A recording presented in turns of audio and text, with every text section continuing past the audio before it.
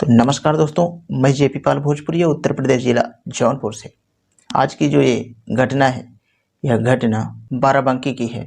ओम प्रकाश जितना ही सीधा साधा था, वो अपने काम में मेहनती भी था और अपने काम को बड़ी मेहनत और शिद्दत से किया करता था। लोग उसकी तारीफ़ें भी किया करते हैं कि ओम प्रकाश बहुत मेहनती आदमी है, क्योंकि वह किसानी का काम किया करता था। एक दिन ओम प्रकाश के घर सुरेश आ जाता है। सुरेश उसका पड़ोसी था। अब ऐसे सिलसिला चल रहा होता है, लेकिन ओम प्रकाश की पत्नी सुनीता जो थी, अपने पति से वंचित थी और इसी बात का फ़ायदा उठाया संतोष ने। संतोष जब सुनीता के पास आता है तो उससे मीठी मीठी बातें करता है और उससे कहता है कि सुनीता भाभी, भैया ओम प्रकाश बहुत मेहनती हैं और सारे गांव में उनके चर्चे होते हैं। सब लोग उनकी तारीफ़ किया करते हैं कि ओम प्रकाश भाई बड़ा मेहनती है। तो सुनीता यहाँ पे बोलती है कि ठीक है, अच्छे होंगे, लेकिन घर की खेती में उनको थोड़ा इंटरेस्ट भी नहीं है।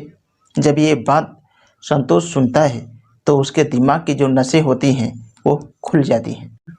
बहरहाल उसे सुनीता से बात करने में इंटरेस्ट आने लगता है।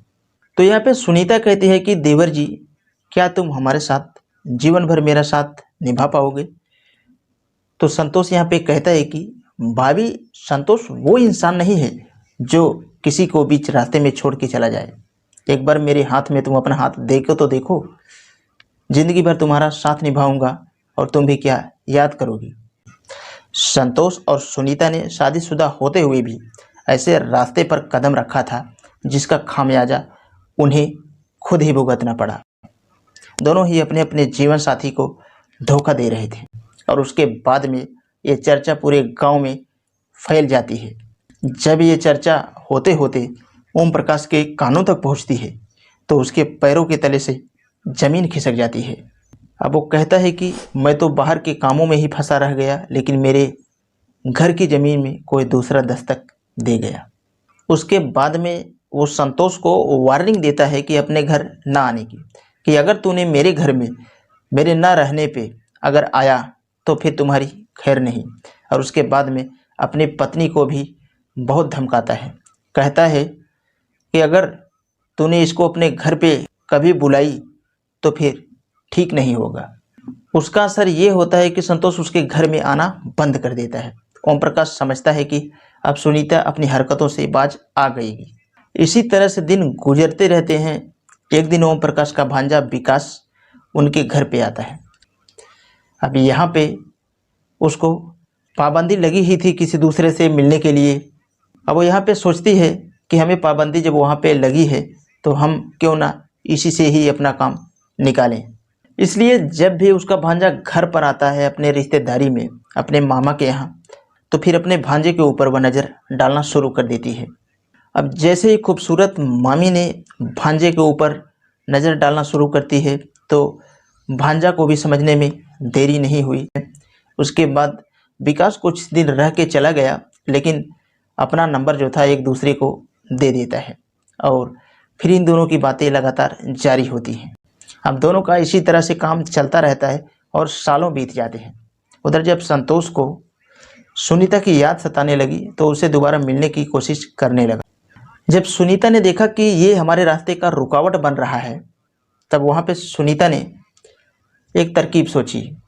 तो विकास अपने भांजे से कहती है कि संतोष हमें बदनाम करने की कोशिश कर रहा है, देख लो, अगर तुम मुझसे प्यार करते हो तो इसको रास्ते से हटा दो, इसको ठिकाने लगा दो।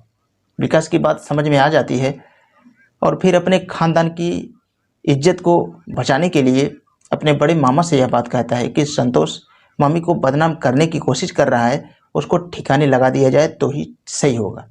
उसके जो बड़े मामा थे ओम प्रकाश को छोड़ करके वो भी उसके साथ में मिल जाते हैं और फिर मौका देखने लगते हैं। और एक दिन वो रात में ही अपने घर पे टहल ही रहा था तो फिर उसे ये लोग पकड़ लेते हैं। और क्योंकि इसी मौके का वो इंतज़ार ही काफ़ी दिन से कर रहे थे, सब लोग अपने घर में सो रहे थे और इसी मौके का तलाश कर रहे थे, उनको ऐसा मौका मिल ही जाता है।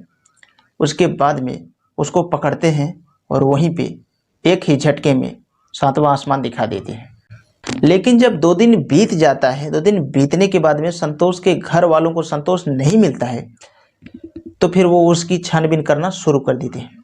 छानबीन होती है, होने के बाद में पुलिस को ये शिकायत दर्ज करवाया जाता है।